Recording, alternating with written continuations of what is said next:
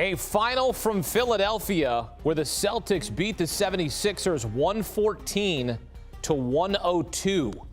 The two Jays, Jason Tatum and Jaylen Brown combined for 50 in this game, 17 rebounds, 10 assists, and they are victorious on the road in Philadelphia. Joel Embiid got his MVP trophy tonight, double-double, 30 points, 13 rebounds. Now, James Harden, that doesn't look as bad.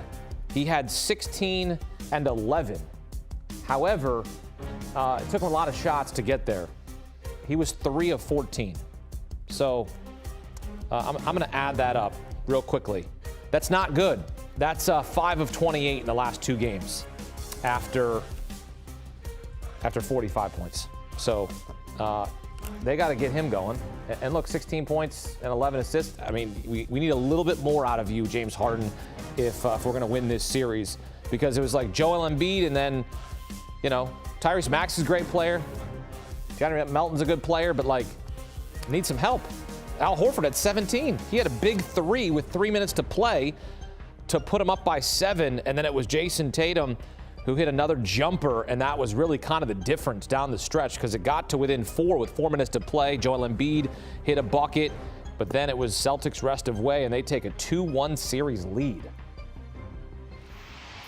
And for more, welcome in CBS Sports NBA writer Colin Ward-Henninger. No rest for the weary here. Colin covering the Lakers-Warriors series, also covering the 76ers-Celtics series.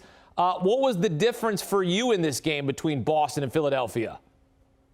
Yeah, I mean, we can talk about James Harden a little bit later, but really the difference was Boston was just first to the ball. They were hustling. They were getting on the floor. They were getting every loose ball, offensive rebound. You could hear Doc Rivers saying in the huddle to his team, hey, guys, are we going to play? Do you want to get this game or not? And that is a very concerning sign in a game 3 that, is your first home game of the series, and the energy should already be up. And Joel Embiid got the MVP trophy before the game. And if you can't get up for a game like this, that could present some problems down the stretch in this series. So obviously the 76ers getting themselves into a hole here, and it just looked like Boston wanted this game more than they did. All right, so Joel Embiid in his second game back since injury, and they've lost both of them. And of course, game 2, he's trying to get his rhythm back. He's coming off the sprained LCL that he's still dealing with, an injury that he said could take 4 to 6 weeks. So you're asking a lot of your MVP. He's playing, but it hasn't resulted in wins. How is having him in the lineup, how is that changing what Philadelphia is doing in these games? Yeah, it's interesting because obviously you want Joel Embiid on the floor. There's no question about that. But you did see in game 1 that without him, with Paul Reed at center and going with small ball lineups with PJ Tucker at center, there's a little more space. Joel Embiid's a big guy. And if you're trying to drive, he's going to be there. His guy's going to be there. And it just kind of changes the dynamic of your team. So no complaints about Joel Embiid in game 3. I mean, he played great. He was the reason that they were even within striking distance in this game. But it does change the dynamic a little bit. That's not an excuse for Tyrese Maxey and for James Harden not to have big games. But it does change the way that they play offense a little bit. That being said, Joel Embiid, I think, looks just like himself on both ends of the floor. He did look a little fatigued there toward the end of the third quarter, but part of that is because he just had to carry them so much in the first half and up to that point. So if I'm the 76ers, Joel Embiid is the last of my concerns right now. James Harden, we said we'd talk about it. We're going to talk about it right now. 17 of 30 in game 1 for 45 points. Games 2 and 3 combined, 5 of 28 for 28 points, and a lot of those points coming at the free throw line. So he's getting to the free throw line, but he's not making his buckets. Again, 5 of 28. What the heck's happening with James Harden? Yeah, it's concerning. And the thing with James Harden, we always talk about his playoff failures. And it's not that James Harden doesn't have big games in the playoffs. He's had 40-point games before. That 45 was the most he scored. He can do it. He just tends to not do it in the biggest games. So a game 1 performance, great. They got that win on the road. That was huge for them. But he needs to show up again. And you can see, what was the most concerning about his performance in game 3, he's going to miss shots. That happens. He's missing step back threes. Okay. He misses a couple floaters. No big deal. He started going into the lane and he would have wide open shots, whether it was layups or floaters, and he would jump in the air and look confused and kind of kick it out to a shooter and they wouldn't know what to do.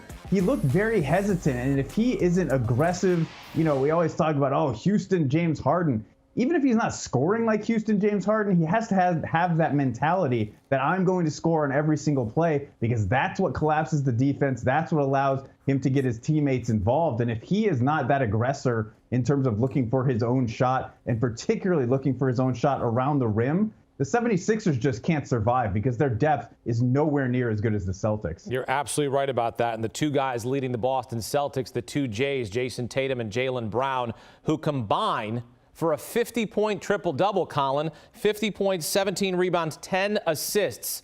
These guys can carry a team to an NBA title. We saw them get there last year against the Warriors.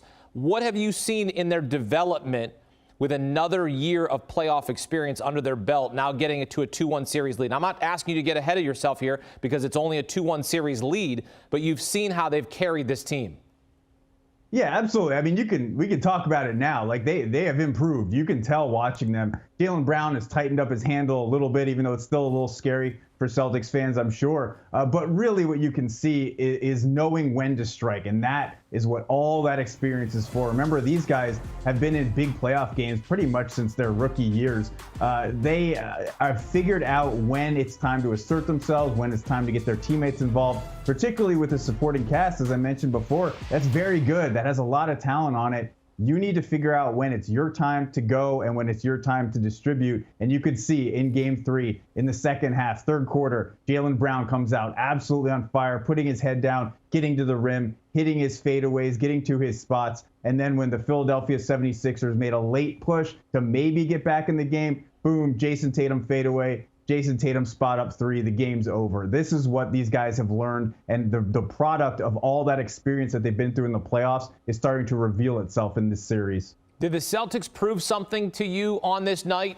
The fact that they can win a close game? Because we saw them win a blowout in Game 2, right? They win by 34, and now they win a close game.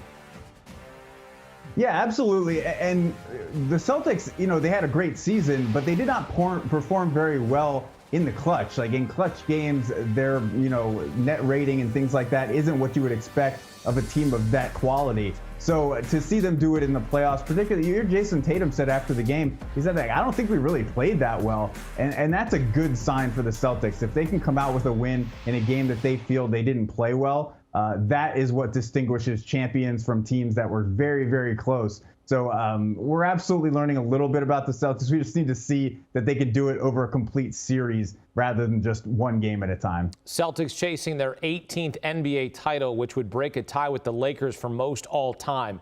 As for the 76ers, also chasing a title, haven't won one in a long, long time. For them to win Game 4, which comes our way on Sunday back in Philadelphia, what adjustments does Doc Rivers and his staff have to make? Yeah, I think it's like we talked about. It's energy and effort. You can draw up X's and O's and say we can try to free this guy up. I mean, they got good games from P.J. Tucker. They got a great game from DeAnthony Melton. Tyrese Maxey and James Harden combined for less than 30 points. That's just not going to get the job done. And so James Harden needs to come out and be much more aggressive offensively, like we've talked about, looking for his own shot, trying to get to the rim, figuring out when it's his turn to go and when it's his turn to distribute. He seems to be very confused about that in games 2 and 3.